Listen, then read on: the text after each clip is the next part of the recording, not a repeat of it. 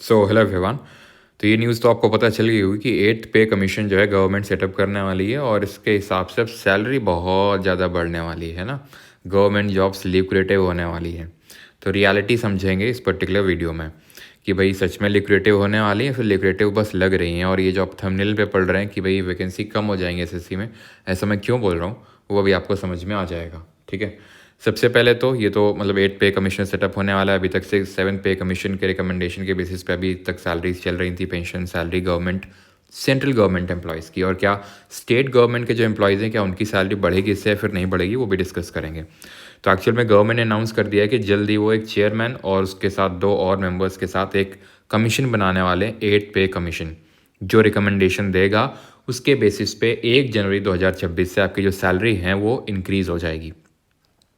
ना what does a पे commission mean and again repeat, कितनी इंक्रीज होगी एक्चुअल में वो भी आपको पता चलेगा। ठीक है, और व्हाट डज अ पे कमीशन डू, तो पे कमीशन क्या करता है, हर 10 साल में इसको स्टैब्लिश किया जाता है, सेटअप किया जाता है। जैसे कि एक हमारा, अगर आपने सुना हो डीलिमिटेशन कमीशन के बारे में, तो जैसे सेटअप किया था तो वैसे 10 साल में इसको सेटअप करते हैं, जो सैलरी पेंशन अलावेंस इन सब के बारे में देखता है और एक फिटमेंट फैक्टर देता है कि भाई इतने से, फिटमेंट फैक्टर कुछ नहीं होता है, बस इतने टाइम से आपका जो सैलरी है, काइंड ऑफ जो बेसिक सैलरी है उसमें इंक्रीज होगा। वो भी हम समझेंगे कैसे। लेकिन ये पे कमीशन की शुरुआत कब होती है, 1946 1946 से शुरू होती है। यहाँ पर 55 रुपये मिनिमम सैलरी फिक्स करी गई थी और 2000 मैक्सिमम। ये पहले पे कमीशन की बात है। अभी जो चल रहा है वो 7 पे कमीशन है। ठीक है, जो 2014 में सेटअप किया गया था और 2016 से उसका एक तरह से जो रिकमेंडेशन दी थी उसको इम्प्लीमेंट किया गया था यूपीए गवर्नमेंट के द्वारा, मतलब इसको सेटअप किया गया था। और 2016 में तो आपकी एनडीए गवर्नमेंट आ गई थी। 8th pay commission is now being established. ये पे कमीशन फाइनेंस मिनिस्ट्री के अंडर आता है और डिपार्टमेंट ऑफ एक्सपेंडिचर के तहत आता है ये। ठीक है ना, setting up of the pay commission ये मिनिस्ट्री ऑफ फाइनेंस सेटअप करता है, देन रिकमेंडेशन देता है जो कि यूनियन कैबिनेट इसको रिव्यू करता है।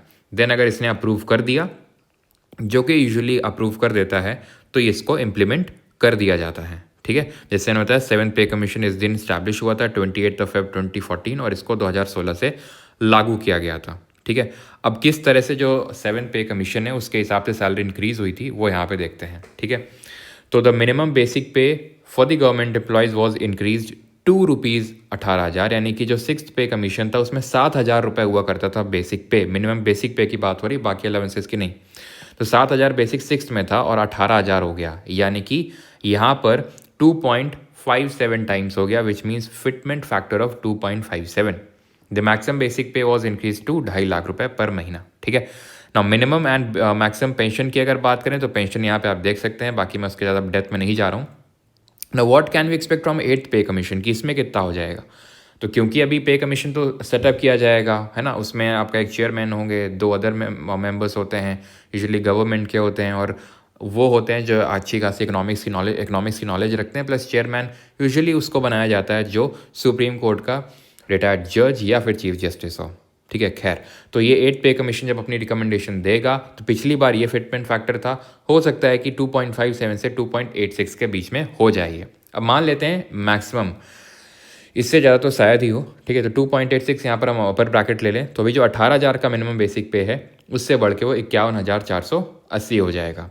अब कौन इससे अफेक्ट होगा, तो पहली बात तो सारे सेंट्रल गवर्नमेंट एम्प्लॉयज़ होंगे, बट एक्सेप्ट पीएसयूज़ में जो एक लोग काम कर रहे हैं, क्योंकि इनका अलग से पे स्केल चलता है, इनका इस हिसाब से पे कमीशन के हिसाब से नहीं चलता है। ग्रामीण जो डाक सेवक हैं वो भी इसके अंडर कवर्ड नहीं होते हैं। क्या स्टेट गवर्नमेंट के एम्प्लॉयज इससे बेनिफिट करेंगे, the answer is not directly but may be indirectly, कि काफ़ी सारी स्टेट गवर्नमेंट वही फिटमेंट फैक्टर अपने आप ही अडॉप्ट कर लेते हैं।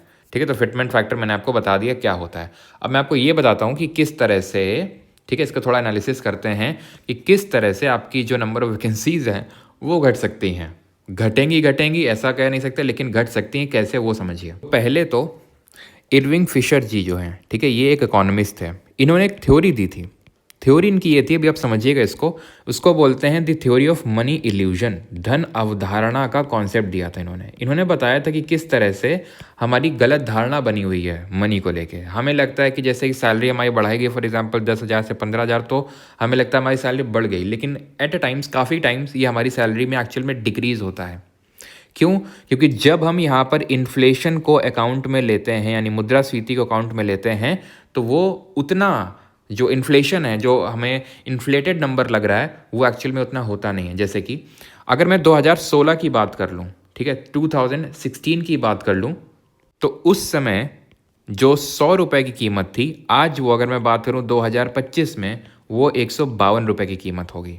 ठीक है, अगर मैं इन्फ्लेशन वगैरह सारा कुछ एडजस्ट कर लूँ, तो जो 100 रुपीज़ में जितनी भी चीज़ें आप परचेज़ कर पा रहे थे, उसके लिए आज आपको 152 रुपीज़ चाहिए। यानी कि उसी हिसाब से आप अपना वो भी कैलकुलेट कर सकते हैं कि जो तब 18,000 होता होगा, ठीक है, उस टाइम पे, वो आज कितना होता होगा। लगभग मेरे हिसाब से ये नंबर आई थिंक 27,000 के हिसाब से के तकरीबन आना चाहिए। ठीक है, लेकिन उससे ज़्यादा भी, और इसी वजह से ये पे कमीशन बिठाए भी जाते हैं कि वो जो इन्फ्लेशन वगैरह है उस सबको एडजस्ट किया जाए, बिकॉज इन 10 साल में 9-10 साल में इन्फ्लेशन भी तो काफ़ी आ गया होगा, तो उसको भी एडजस्ट किया जाता है 10 साल का। तो वो सारी एडजस्ट करके नो डाउट सैलरी ज़्यादा होगी। ठीक है, लेकिन उतनी ज़्यादा नहीं जितनी आपको लग रही कि यार इतने से इतना हो गया, क्योंकि इन्फ्लेशन भी तो हो गया। जितनी चीज़ें आप 100 रुपये में खरीद पा रहे थे, उसके लिए आपको लगभग 150 रुपये चाहिए। यानी कि जो 18,000 की कीमत थी, आज जो 27,000 की कीमत है, वो बराबर है। तब का 18,000, आज का 27,000। तो नो डाउट सैलरी इंक्रीज़ होगी, इंक्रीज़ हुई है, लेकिन उतना नहीं जितना आपको डायरेक्टली देखने को लग रहा है। आपको इसमें इन्फ्लेशन को भी अकाउंट में लेना पड़ेगा। अब यहाँ वैकेंसी किस तरह से डिक्रीज़ हो सकती हैं? तो वैकेंसी इस तरह से डिक्रीज़ हो सकती है कि आप खुद सोचिए, जब पिछली बार 2016 में जब वैकेंसीज ये पे कमीशन आया था, 7 पे कमीशन, तो उसकी वजह से 1,00,000 करोड़ गवर्नमेंट पे एक्स्ट्रा एक्सपेंडिचर पड़ा था, 1,00,000 करोड़ का। अब ये गवर्नमेंट पैसा कहाँ से लाएगी? तो ऑब्वियस सी बात है, गवर्नमेंट के पास पैसा कहाँ से आता है? टैक्स से पैसे आता है। टैक्स दो तरह का होता है, डायरेक्ट टैक्स, इनडायरेक्ट टैक्स।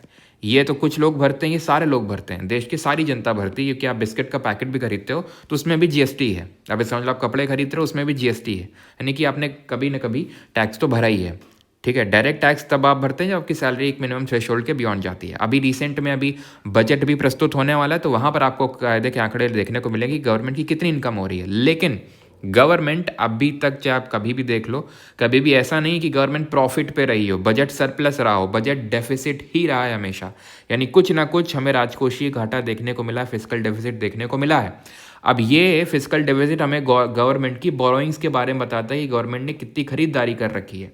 और अगर मैं गवर्नमेंट की खरीदारी की बात करूं, तो रफली आप ये मान के चलिए, जैसे तो अभी गवर्नमेंट के बजट आने वाला भी 10 दिन बाद ही, लेकिन रफली 155 ट्रिलियन रुपीस इतनी गवर्नमेंट की बोरोइंग्स हैं। ठीक है, और अगर हम fiscal deficit as percentage of GDP बात करें, तो रफली 4.5 से 5% ऑफ जीडीपी घूमता है। जो गवर्नमेंट ने एफआरबीएम एक्ट आया था, ठीक है, physical responsibility and budget management act, उसके हिसाब से इसको 3% लाने का हमने टारगेट रख रखा है। यानी कि हमारा वो तो है ही नहीं कि हम सरप्लस में जाएं, पहले 3% में ही आ जाएं, यानी कि गवर्नमेंट के डेफिसिट हैं। तो ऑब्वियस सी बात है, ये सारी चीज़ें गवर्नमेंट कहाँ से कंपनसेट करेगी? या तो टैक्स बढ़ेगा, यानी कि आपका, देखो दो चीज़ें होती हैं आपकी, ठीक है, पर्सनल इनकम तो बढ़ जाएगी इससे, लेकिन पर्सनल डिस्पोजेबल इनकम बढ़ेगी कि नहीं बढ़ेगी, वो मैटर करता है। इसमें अंतर ये होता है कि ये आपके जो हाथ में आया वो होता है पर्सनल डिस्पोजेबल इनकम। ये है आपकी इनकम। जैसे फॉर एग्जांपल मैं 1,00,000 कमाता हूँ, मान लेते हैं महीने का, लेकिन उसमें मैं 10,000 टैक्स भर देता हूँ, डायरेक्ट टैक्स। उसमें मैं मान लेता हूँ 5,000 इनडायरेक्ट टैक्स भर देता हूँ, तो मेरी इफेक्टिव सैलरी कितनी निकल के आई? 85,000। वो मेरी डिस्पोजेबल, जो मेरे पास हाथ में फाइनली बचती है टैक्स वैक्स सब भरने के बाद। तो डिस्पोजेबल इनकम कितनी बढ़ेगी वो मायने रखता है। तो एक तो इन्फ्लेशन वाला अकाउंट हो गया, पहली चीज़। दूसरी चीज़ ये कि टैक्स, आप देख रहे हैं किस तरह से चीज़ें, टैक्स बढ़ रहा है। अभी जीएसटी काउंसिल की मीटिंग हुई थी, किस तरह से पॉपकॉर्न वाला कांड आपने सुना होगा, है ना। 3 तरह के टैक्स लगाए जा रहे हैं पॉपकॉर्न पे। I am not being pessimistic है कि भाई नेगेटिव, नो डाउट सैलरी यहाँ पर बढ़ी है, लेकिन अब ये जो खर्चा बढ़ेगा गवर्नमेंट का, जो पिछले बार मैंने बताया 1,00,000 करोड़ से बढ़ा, तो एक तो टैक्स से गवर्नमेंट वसूलेगी, जिससे कि पर्सनल डिस्पोजेबल इनकम ऑब्वियस सी बात है आपकी उतनी नहीं बढ़ेगी जितना आपको लग रहा है हो सकता है। और अगर इससे नहीं करेगा तो फिर कैसे करेगा? अगर इससे नहीं होगा तो फिर आप समझ सकते हैं कि जो नंबर ऑफ़ एम्प्लॉयज़ जो काम कर रहे हैं, ठीक है, अगर उनको ज़्यादा पे करना है तो ऑब्वियस से बात हो सकता है उनका नंबर कम किया जाए। अब अगर अभी मान लो 100 लोग काम कर रहे हैं, ठीक है, अब ऑब्वियस से बात एक्सपेंडिचर बढ़ गया। अब गवर्नमेंट का कहाँ से आएगा एक्सपेंडिचर? या तो टैक्स ज़्यादा वसूलेगा, या फिर सिंपल सी काम है, वहाँ पर सिंपल सी बात है कि लोगों को कम कर देगा वो। तो दोनों में से एक काम तो फॉर श्योर होने वाला है। बजट अभी आने वाला 10 दिन में, पूरा एनालिसिस को पूरा चिट्ठा खोलेंगे, कैपिटल एक्सपेंडिचर कितना हुआ, रेवेन्यू एक्सपेंडिचर कितना हुआ, इनकम कितनी हुई गवर्नमेंट को, कितना इस बार गवर्नमेंट ने अपना फिजिकल डेफिसिट दिखाया है। बाकी इसमें आपकी क्या राय है वो कमेंट सेक्शन में ज़रूर शेयर करिएगा। Thank you.